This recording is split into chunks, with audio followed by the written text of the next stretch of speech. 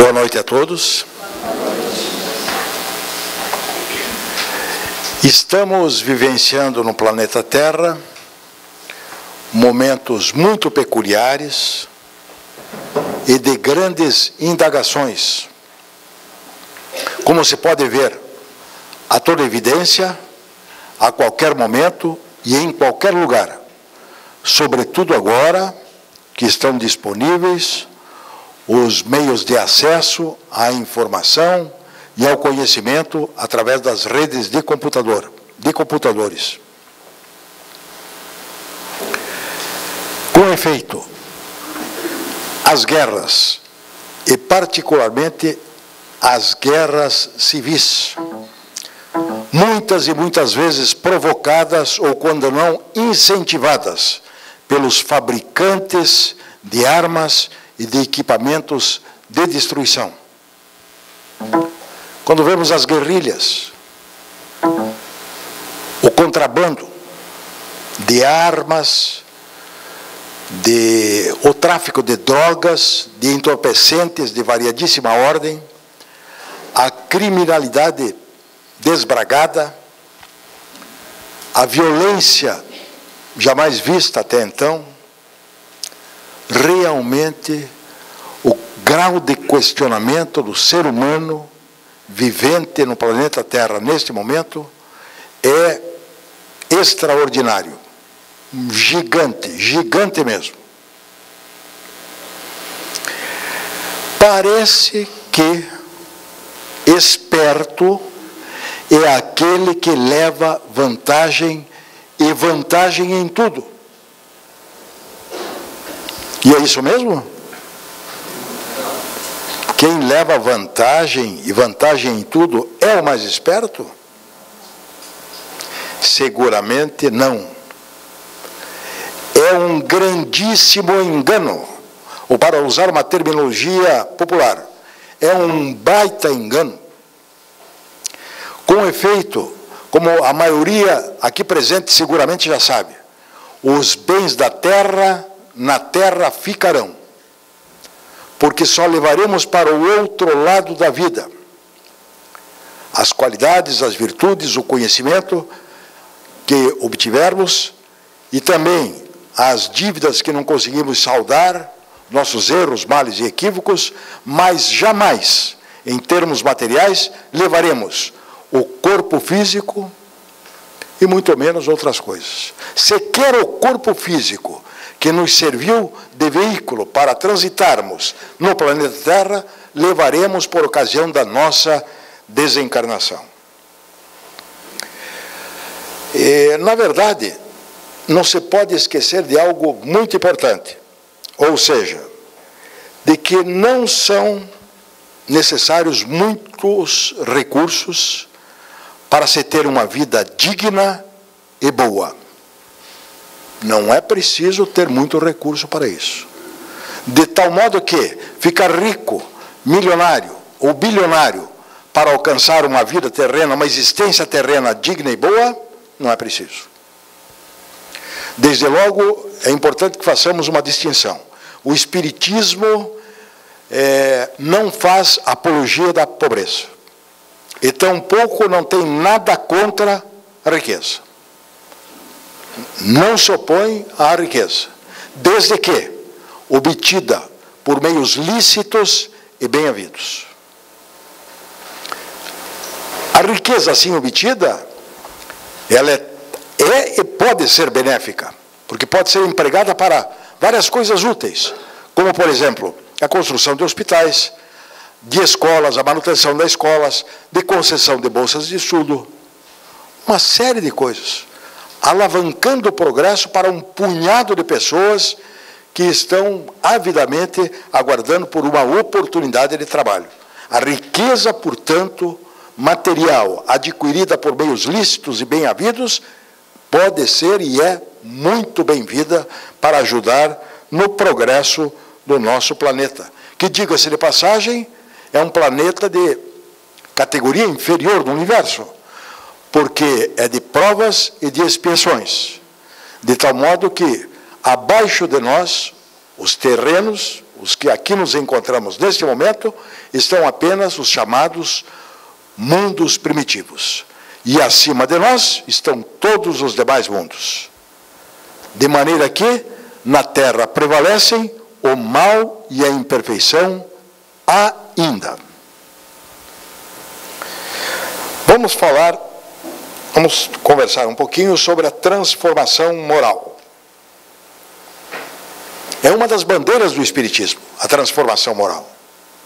Em outras palavras, claro, uma das bandeiras é a reforma íntima da pessoa, do ser. A reforma íntima. O que significa isso? A mudança para melhor. Mudar os hábitos, mudar o que tínhamos anteriormente, em passado recente ou em passado remoto, em outras reencarnações.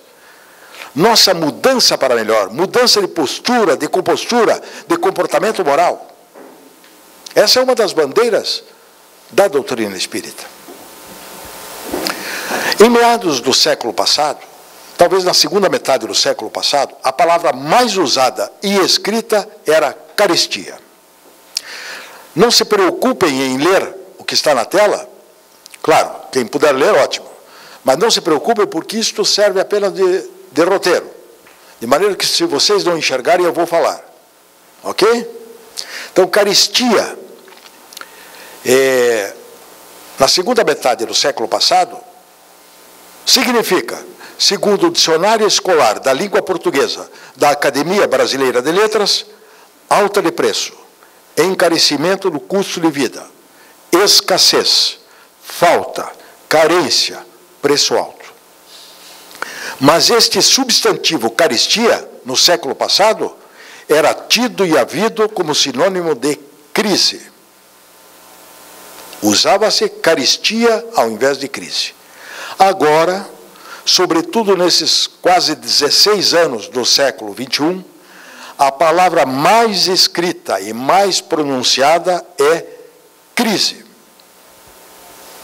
Vivemos crise na educação, temos crise na saúde pública e na saúde particular. De vez em quando entra algo aqui só para me provocar, porque eu sou um fenômeno em matéria de tecnologia. Mas eu não me entrego. Pode fazer que eu deleto. Deletar é comigo mesmo. De vez em quando eu deleto até o que não devia. Crise na educação. Né? Até na educação da tecnologia da informática, da tecnologia da informação. Crise na educação, crise na saúde, como já falei, crise na economia, crise na política, crise financeira, crise na segurança, crise nos transportes públicos, crise nos serviços públicos em geral, e pior e mais grave, crise de confiança. Isto sim é bem complicado, mas é passível de ultrapassagem, de solução. Por que a crise de confiança é tão ruim assim? Porque passa-se a desconfiar de quase tudo e de quase todos. Duvida-se da publicidade. No século passado, a publicidade tinha o nome de propaganda. Hoje é difícil alguém dizer propaganda, né? É mais publicidade, mas é a mesma coisa. Duvida-se da publicidade, por exemplo. Então, de repente, você assiste a uma publicidade política, digamos, já passou a eleição em Balneário Camboriú, não tem segundo turno, dá para falar tranquilamente, sem entrar em qualquer mérito. Aliás, não é da ordem da doutrina espírita. Havia publicidade política que você visse sem olhos de ver e sem ouvidos de ouvir, e sem o uso da razão, a que nos convoca em caráter permanente, constantemente, insistentemente a doutrina espírita, para que hajamos com a razão, com a lógica, com o bom senso, com o equilíbrio, mas sobretudo com a razão. Você assistia aquilo na televisão e a impressão que você tinha é de que aquilo se passava num outro planeta, no planeta Marte, no planeta Netuno, ou em outro sistema solar, ou quem sabe até em outra galáxia, menos na Terra. Né? Mas deixamos de lado esse aspecto. Vamos olhar as promoções do comércio, através da publicidade. O que acontece? Vejam bem, não tenho nada contra o comércio. Não sou comerciante e não tenho nada contra o comércio. Vou falar só como referência, como exemplificação. Desconfia-se, e aí entra a crise de confiança, desconfia-se das promoções do comércio. Por exemplo, compre tudo em 10 vezes sem juros. Em 10 vezes sem juros? Qual o preço do produto? R$500. Para pagamento à vista, quanto é o desconto? Não, não tem desconto. É R$500 à vista ou em 10 pagamentos. Há um grau de desconfiança enorme para quem parar para pensar. Por quê? Porque não é possível que o preço em 10 vezes seja o mesmo do pagamento à vista. O que significa dizer, mesmo para um leigo em finanças, como é o meu caso, que os juros já estão embutidos nas parcelas. Logo, quem comprar à vista estará pagando o preço do produto e mais o preço do parcelamento, sem usar o prazo do parcelamento a que teria direito naquela forma de compra. Então, o comércio, nesse caso, estará realizando duas operações. A primeira, que é a sua razão de existir, a venda do produto. E a segunda é uma operação financeira. Lucro duplo, duplicado. Né? Ou então, a promoção no comércio relativa aos descontos. Desconto de 50%. Talvez pudéssemos acrescentar, entre parênteses, 50% de desconto do dobro do preço praticado, costumeiramente praticado no mercado. Aí, ok. Né? Isso leva à desconfiança. A desconfiança do quê? Da proposta, da promoção, do comerciante, da negociação. Ficamos todos em dúvida. E não haveria razão para isso. Né? Não haveria razão para isso. Aliás, ainda no século XX, no século passado, costumava-se dizer o seguinte a respeito da propaganda, hoje denominada publicidade. E vale para todos nós. A publicidade, porque ela é muito bem feita. Se houver aqui alguém da área de publicidade e propaganda, seguramente vai concordar com o que eu estou falando. A publicidade, de um modo geral, ela é muito bem feita. Existem umas horrorosas, mas são uma minoria. A maioria é muitíssimo bem feita. Então, o que se dizia? A publicidade pode fazer com que a pessoa compre o que não precisa com o dinheiro que não tem. Já ouviram falar disso? É que são todos jovens aqui, bem mais jovens do que eu. Pouca gente ouviu. Mas já ouviram falar disso? Compra o que não precisa com o dinheiro que não tem. Bem, o que é que tudo isso tem a ver com a transformação moral? Tem muita coisa a ver. Porque quando essas coisas acontecem, o egoísmo, que ao lado do orgulho é uma das maiores chagas da humanidade, a ambição desmedida e a ganância sem fim dizem presente. E a desconfiança, portanto, permanece de pé. E a desconfiança é ruim porque é o seguinte, embora não haja manifestação expressa, embora não haja, há uma interrogação íntima, há uma dúvida, há uma incerteza, há uma insegurança de quem vai realizar aquela operação.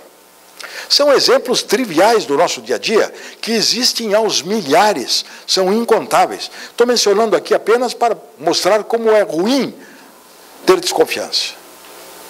Então, para superar esse aspecto, nada melhor do que a transformação moral. A reforma íntima do ser. Transformação moral de parte significativa dos seres que habitam neste momento o nosso planeta. A nosso ver, podem significar avanço nos níveis de confiança, de convivência digna, de entendimento, de lisura, de honestidade, de integridade, de honradez e de respeito. E no respeito incluídas as crianças, seja qual for a idade delas. As crianças devem ser respeitadas. Aliás, todos gostam de ser respeitados. Então, para sermos respeitados, precisamos fazer a nossa parte, que é respeitar. Claro que tudo isso vai ocorrer a pouco e pouco. A exemplo do que acontece com a natureza, que, como todos nós seguramente já sabemos, não dá saltos. Não se transforma algo da noite para o dia. É devagarinho, é lentamente. Mas é possível haver transformação moral? Sim, eu posso me transformar. Nós falamos, nós podemos nos transformar. Nós falamos em guerras no começo. Mas pensemos um pouco com a doutrina espírita. As guerras, as mais bárbaras que sejam, elas começam, por favor, não se sintam assustados com o que eu vou dizer. Elas começam nas nossas casas. As guerras começam em nossos lares. Porque a sociedade é o reflexo do conjunto dos nossos lares. De tal modo que quando houver mudança na nossa casa, no nosso lar, vai havendo mudança em outros lares. De repente, o volume é tal que há uma alteração significativa para melhor. Pode parecer algo ilusório. Não, isso aqui, o expositor é um visionário. Não, não. Até porque fazer o bem é excelente, não há contraindicação. Praticar o bem não tem uma única contraindicação. Fazer o bem só faz bem. E faz bem à nossa consciência. E consciência, é bom lembrar, é o grande tribunal de cada um de nós. Que a gente pode disfarçar ou até mesmo enganar aos outros, mas a nós mesmos não. Nós sabemos quando agimos bem ou quando não agimos bem, indiscutivelmente. Então, a consciência é o grande tribunal de cada um de nós, e ela sinaliza quando a gente se envereda pelo caminho errado. Tudo a pouco e pouco, devagarinho. Definição do verdadeiro espírita está no Evangelho segundo o Espiritismo, no capítulo 17, item 4. Item 4. Reconhece-se o verdadeiro espírita pela sua transformação moral e pelos esforços que emprega para domar suas inclinações más. Eu me atreveria a dizer que essa definição serve para qualquer pessoa bem intencionada, espírita ou não. O ser bem intencionado pode operar a sua transformação moral através dos esforços que empregue para domar suas inclinações más. Nós todos temos inclinações más. Todos temos. Mas elas são passíveis de controle.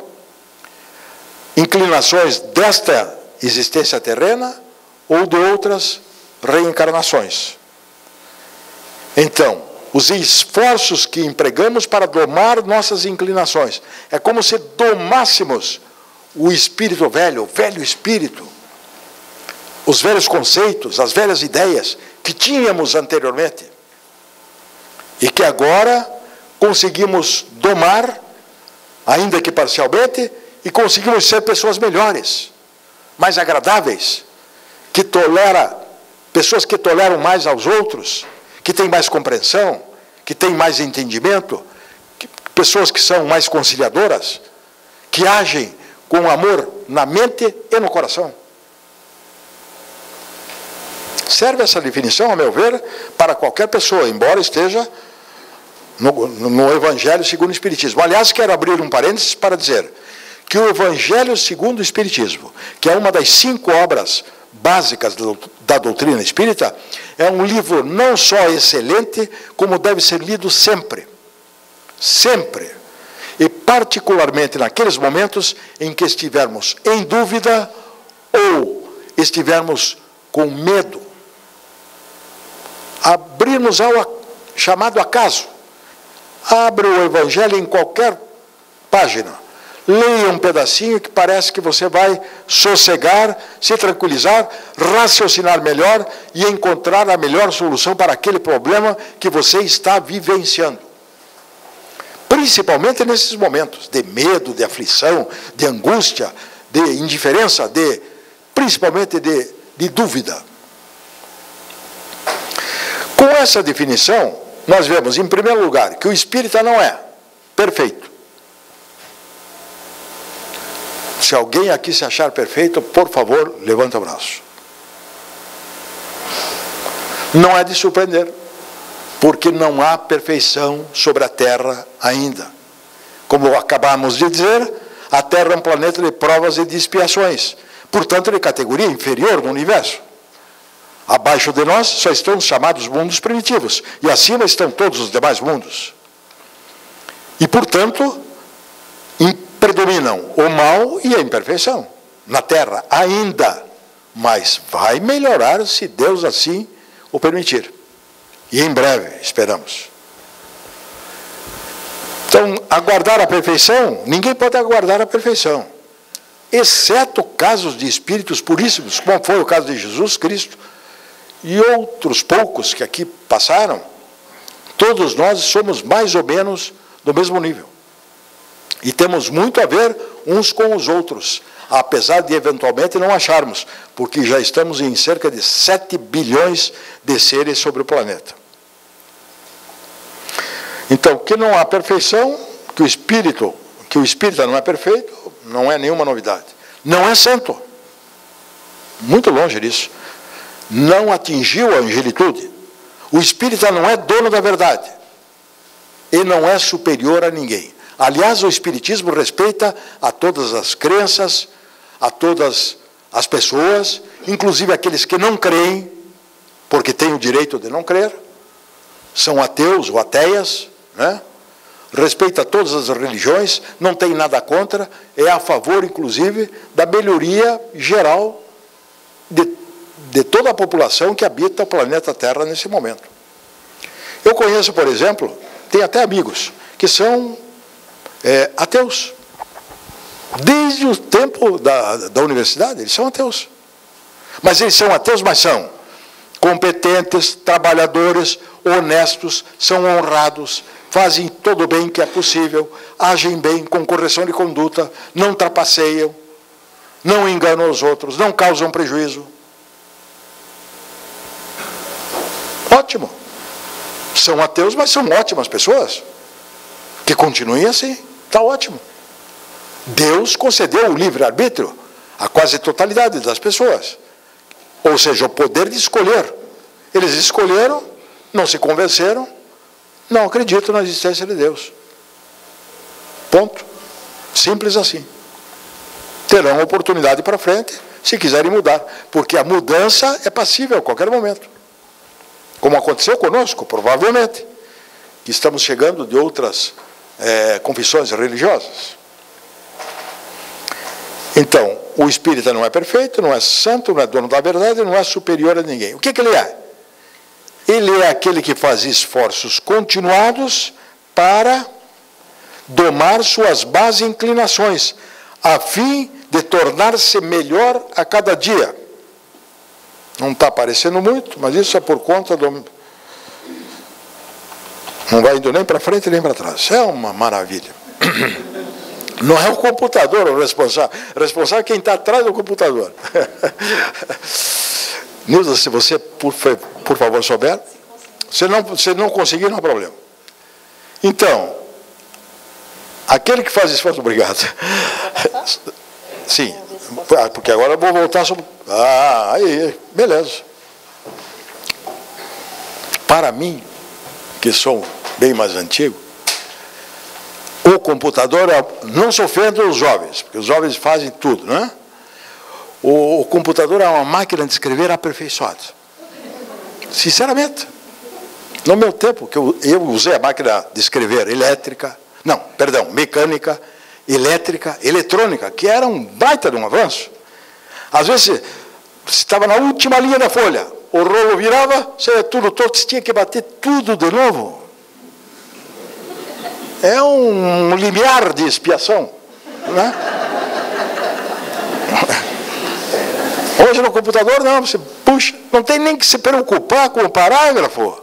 Você dá um enter aqui, é o enter? É, dá um enter, ele muda de parágrafo.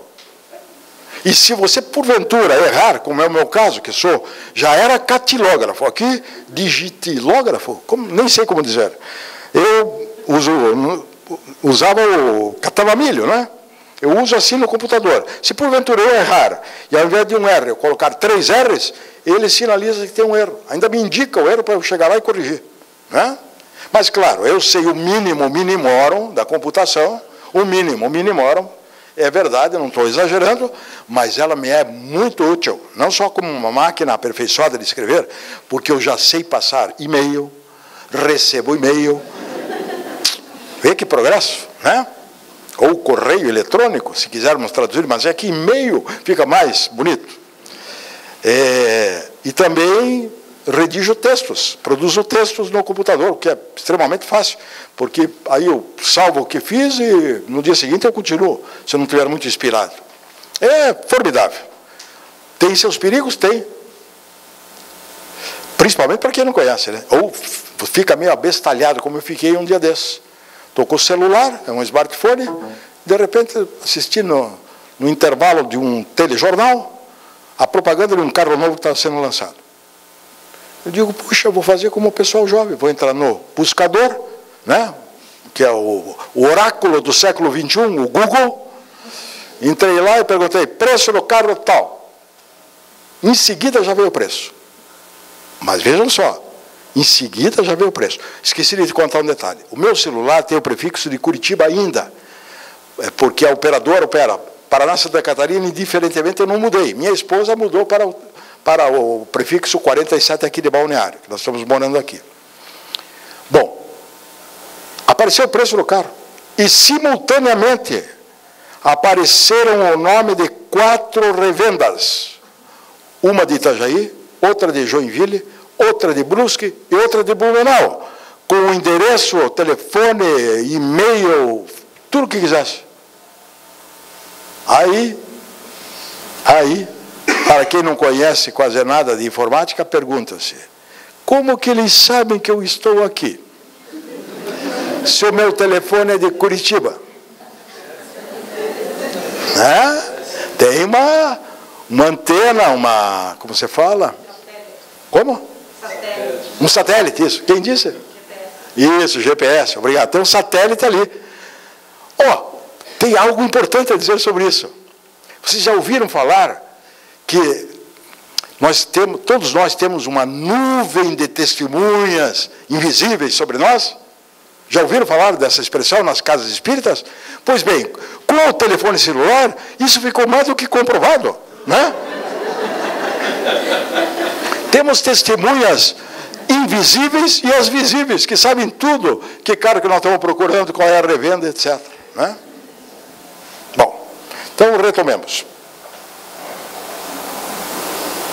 O espírito é aquele que faz esforços continuados para domar suas más inclinações, a fim de tornar-se melhor a cada dia.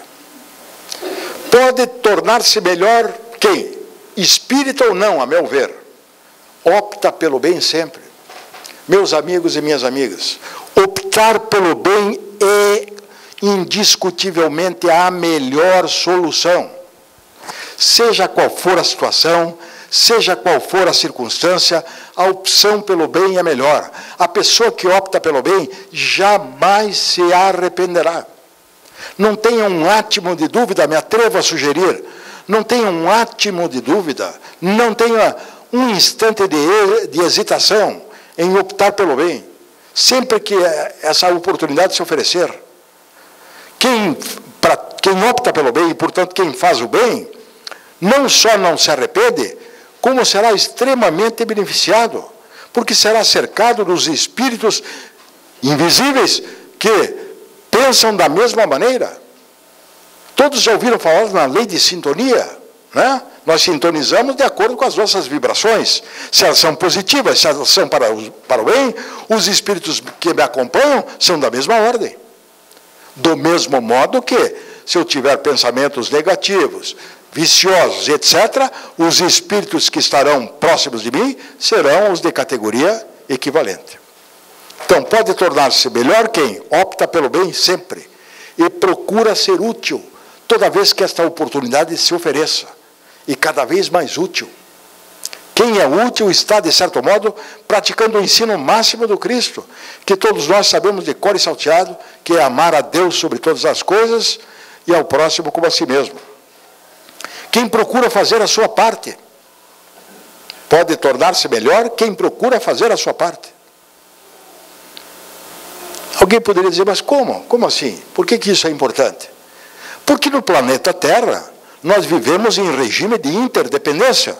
Ou seja, todos dependemos uns dos outros. Então, na medida que eu faça a minha parte e a faça bem, do melhor modo possível, com competência, com dedicação, com zelo, com qualidade, eu estarei contribuindo para o todo, para o coletivo. Pode tornar-se bem melhor quem procura agir com ética, com correção, sem causar dano ou prejuízo, e busca o seu aperfeiçoamento pessoal, esclarecendo-se pelo estudo e por refletir sempre. Um dos milhares de ensinamentos da doutrina espírita é: espíritas, amai-vos. Espíritas, instruí-vos. Aperfeiçoamento pessoal, esclarecendo-se pelo estudo. O estudo pode ser uma exposição como essa, despretensiosa, mas a Casa de Jesus, por exemplo, oferece vários cursos, vários grupos de estudo, em vários dias e em variados horários. Então, quem gosta da palestra, e eu sempre gostei de palestra, sobre qualquer assunto, e particularmente palestras espíritas.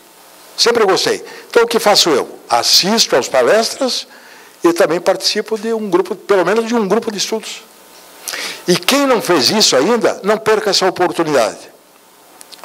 Passe a frequentar um grupo de estudos, porque é muito diferente de assistir a uma palestra.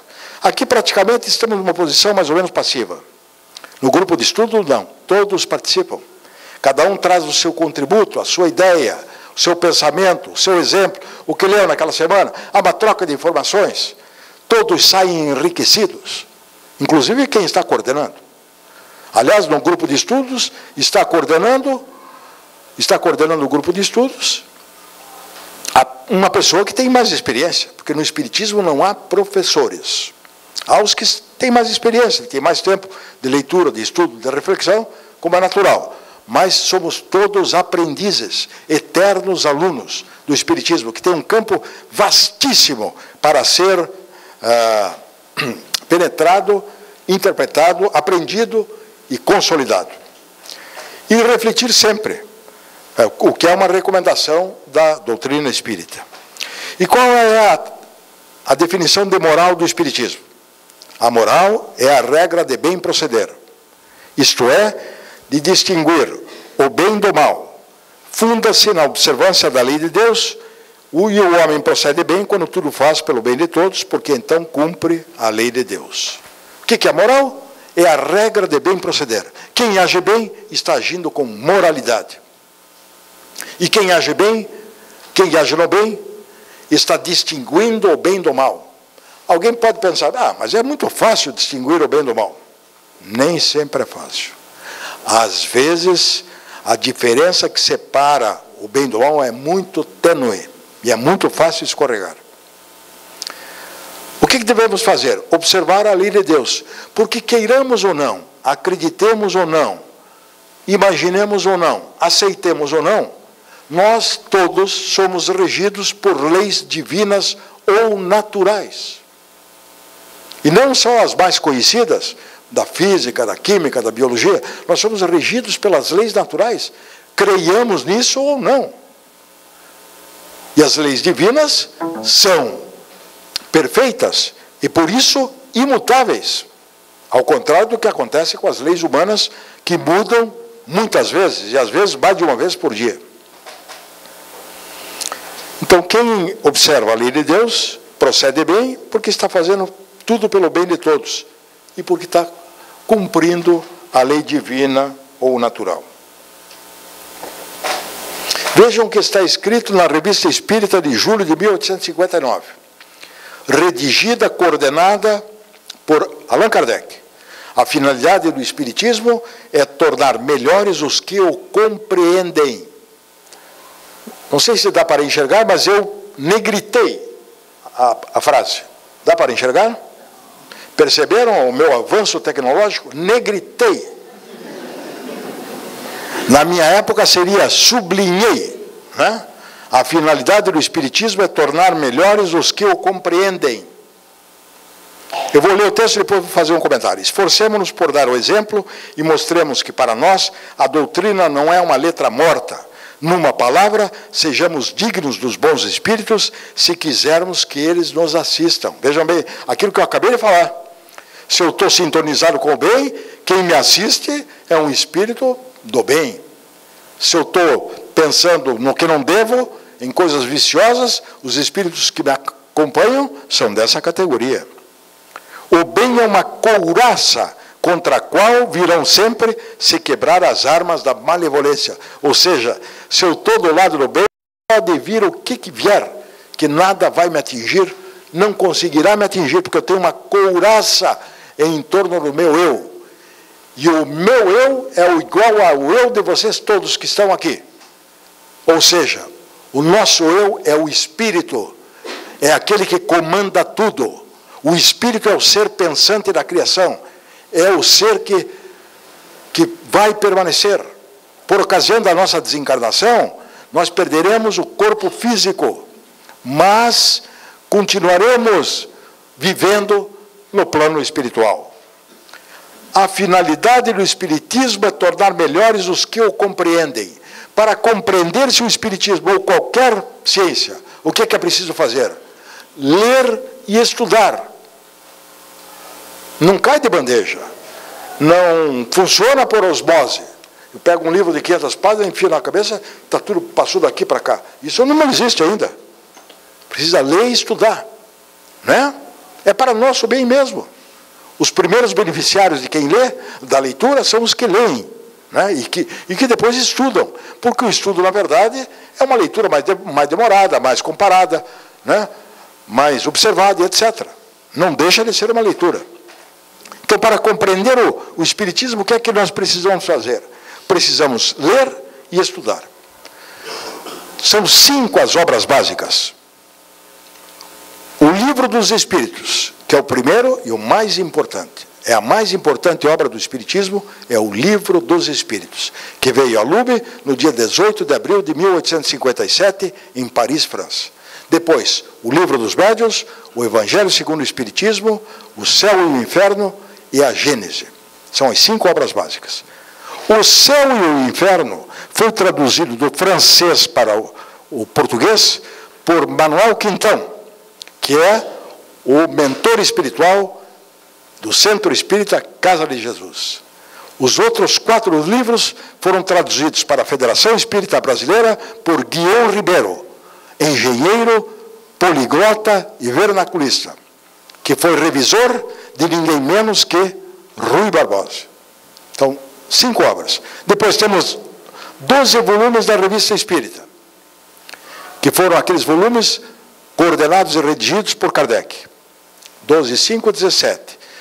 Para quem quiser ter uma noção, mais ou menos geral, do Espiritismo, e me dirijo nesse momento àqueles que estão chegando à casa pela primeira vez, há um livro chamado O que é o Espiritismo, de Allan Kardec, 100 e poucas páginas, que dá uma ideia bem clara do que seja o Espiritismo.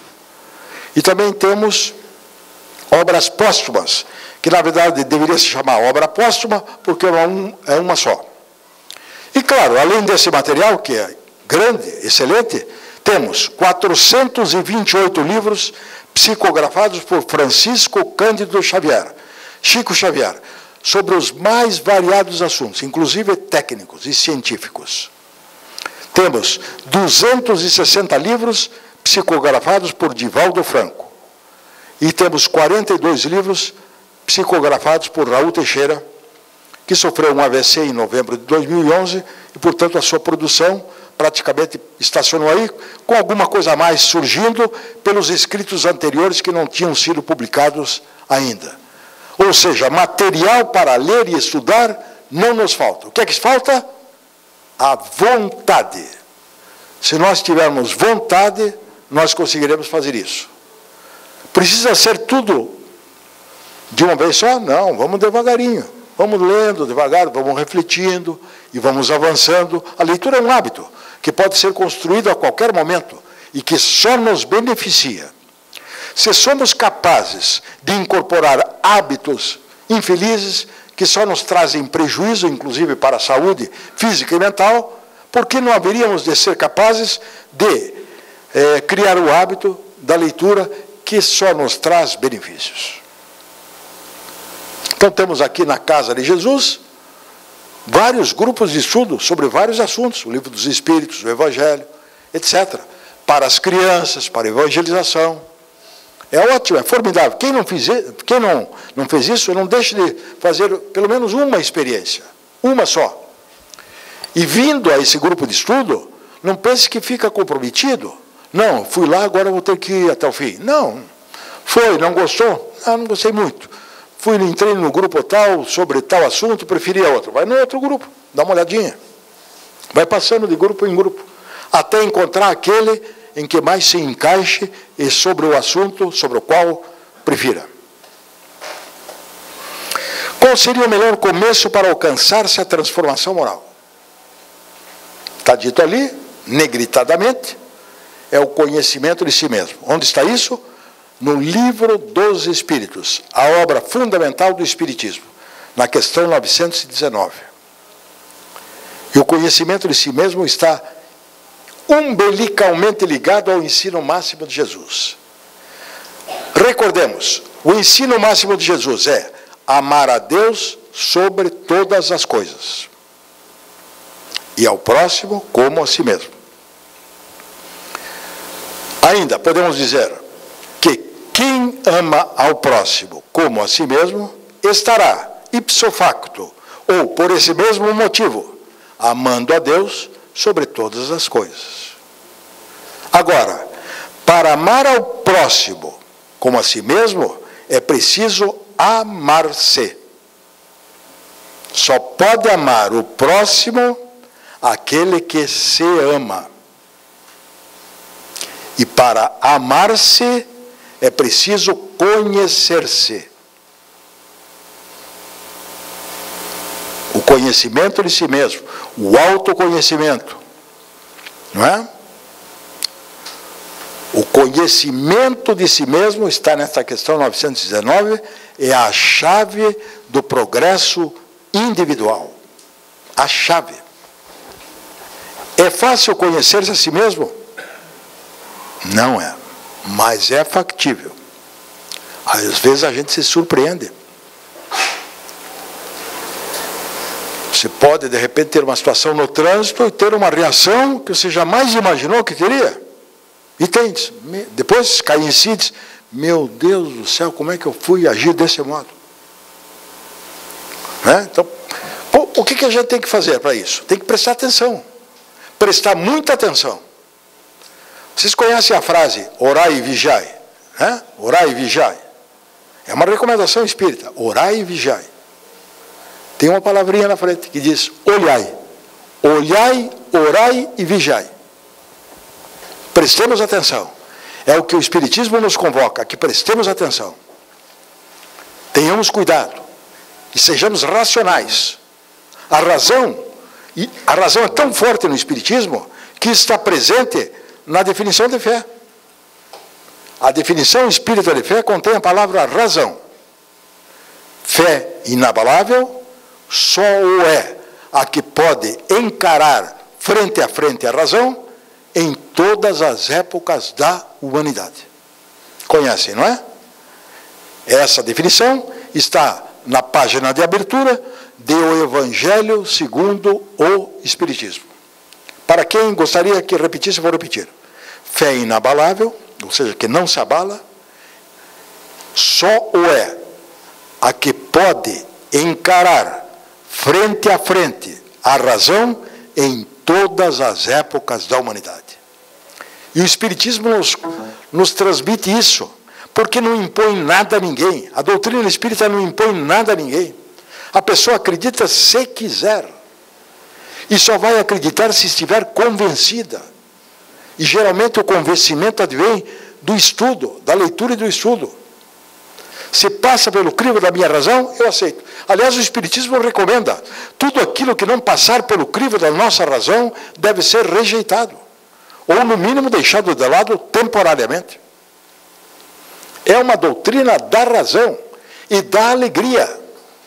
Porque quando a gente sabe que quem comanda tudo é o Espírito, que todos nós somos espíritos, que neste momento estamos com um corpo grosseiro, carnal, corpo material, mas somos espíritos, muda completamente a perspectiva. Eu passo a enxergar o outro de outra forma, passo a ser mais tolerante com os erros alheios, porque eu também cometo. Passo a perceber que eu tenho defeitos e os outros também têm. Passo a ser mais agradável, ou pelo menos procuro ser mais agradável, mais simpático. Tem gente que tem simpatia por natureza, um sorriso em qualquer momento, nem todos somos assim. Alguns podem perguntar, não sei se aqui está, não tem a fotografia. Alguns podem perguntar, mas como? Allan Kardec tinha uma fisionomia austera e até muito fechada. Não sei se alguém consegue visualizar a fisionomia de Kardec. Já viram, certamente, né? Tem uma fisionomia austera assim, com aparência bem fechada.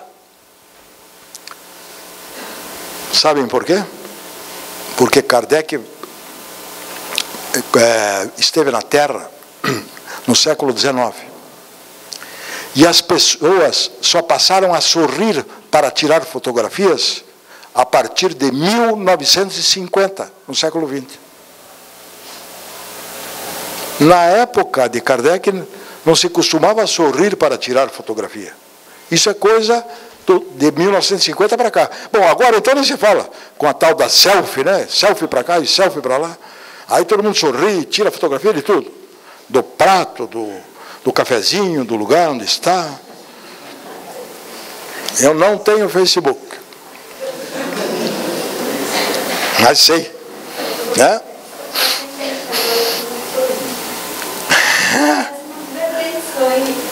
Não faz bem sorrir? Não, as pessoas sorriem até quando não tem dentes. Até quando não tem dentes, é verdade.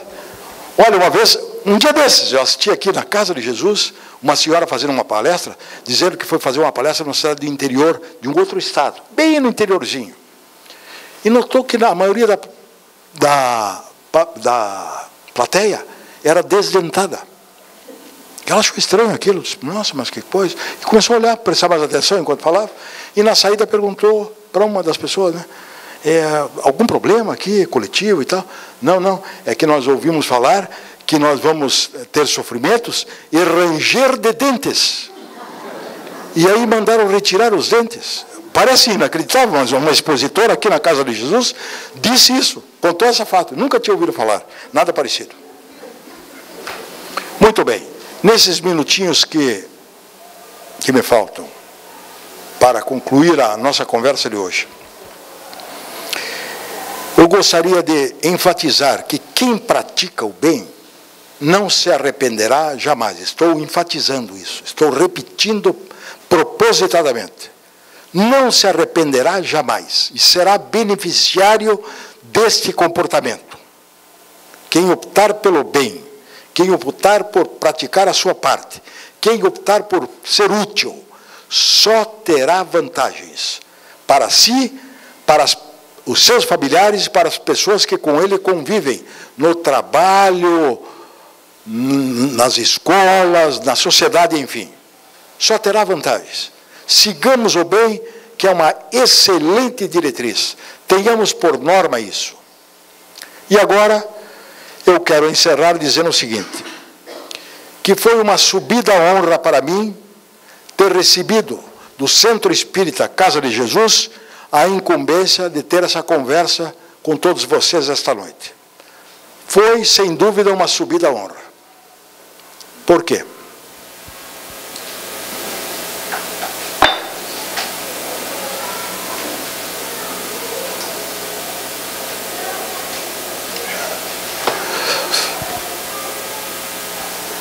que hoje é dia 3 de outubro.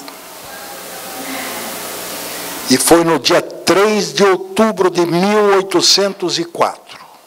Portanto, há 212 anos atrás, que na linda cidade de Lyon, na França, renasceu uma criança, um menino, que recebeu o nome de Hippolyte Léon Denisard Rivail, cujo pai era juiz de direito e cuja mãe era professora. Este menino, Rivail, desde logo mostrou-se muito compenetrado nos estudos e muito interessado e muito atento. Seus pais, muito cedo, embora tenha nascido na França, em Lyon, o colocaram num colégio suíço chamado Yverdun. Na rua 1500, perto do colégio João Goulart, tem um prédio com esse nome. Passei lá um dia desses. Eu sou novato aqui, mas já estou aprendendo. Yverdun. O colocaram neste colégio, Yverdun. Seu professor principal, Pestalozzi. Até hoje é reconhecido no meio educacional. Foi discípulo de Pestalozzi. E com 14 anos, Hippolyte Rivail já substituía, eventualmente, ao professor Pestalozzi. E aí continuou a sua carreira. Foi em direção a Paris, seguiu em seus estudos.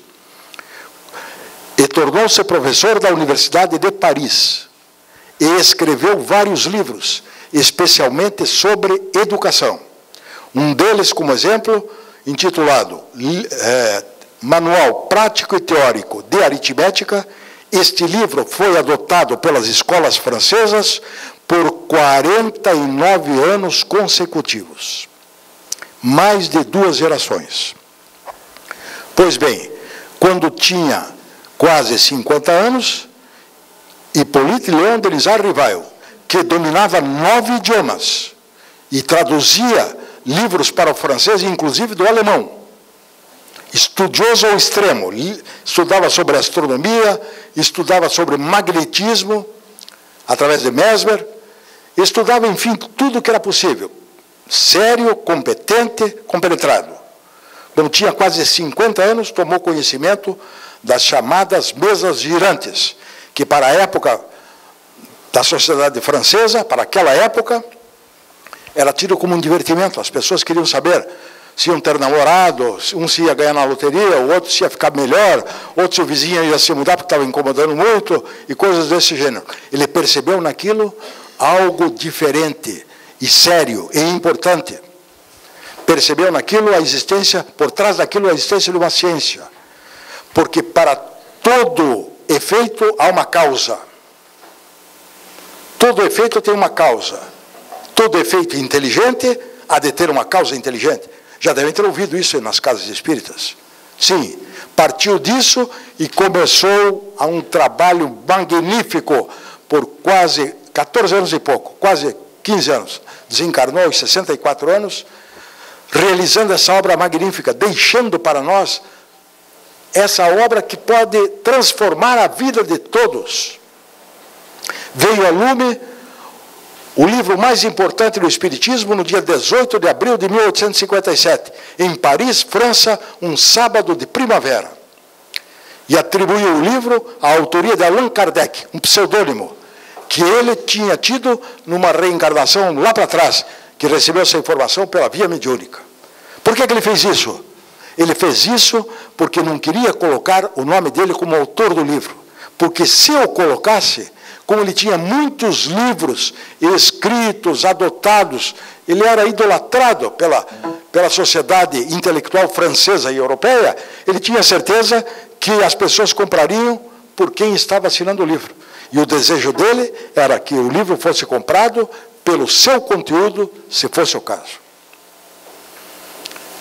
Trouxe para a humanidade terrestre uma revolução, mostrando que o espírito é indestrutível, que a individualidade jamais se perde, que o espírito avança sempre e que não há diferença, a vida é uma só. A vida é uma só, desdobrada em várias existências. Essa que estamos vivendo agora é uma delas, mas a vida é uma só. No momento em que chegar a nossa desencarnação, seremos, ou melhor, desencarnaremos, o nosso corpo material será transformado, ou será cremado, como está atualmente em vigor, e muito na moda.